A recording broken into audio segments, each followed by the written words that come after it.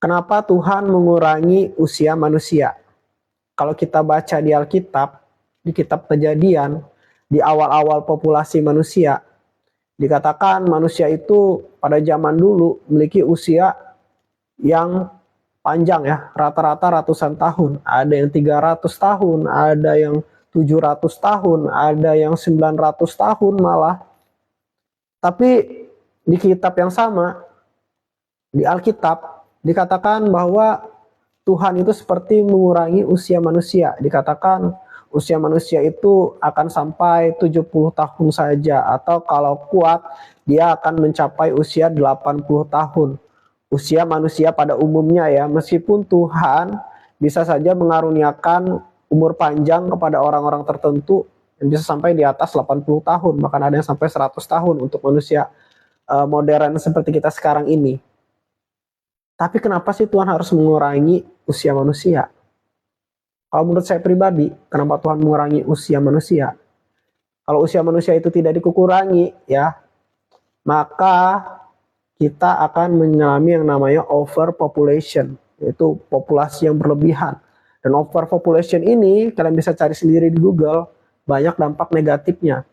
Salah satunya, kalau manusia yang 7 miliar ini aja sudah agak sesak ya bumi ya. Di manusia yang usianya cuma sampai 70-an tahun. Gimana kalau manusia itu umurnya panjang-panjang sampai ratusan tahun, dan mereka punya banyak anak juga, bisa kebayangkan bumi ini bisa penuh jadi overpopulation, dan overpopulation ini dampak negatifnya banyak sekali loh. Kalau untuk kita yang zaman sekarang ini ya, kita akan berebutan tanah gitu kan, lahan ya kan, karena setiap manusia pasti perlu lahan gitu kan, perlu tempat untuk bercocok tanam. Belum lagi pencemaran. Kalau untuk kita zaman sekarang ini, gimana kita mengontrol kejahatan? Gimana dengan pengangguran? Dan kita di zaman modern ini dengan populasi yang banyak, banyak juga sampah-sampah gitu ya. Pencemaran di mana-mana. Penularan penyakit juga lebih mudah.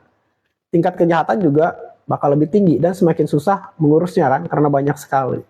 Nah, Tuhan kasih manusia umur panjang di awal-awal karena memang manusia perlu untuk membangun populasi pada waktu itu. Apalagi mereka waktu itu kan banyak hewan-hewan yang raksasa-raksasa ya.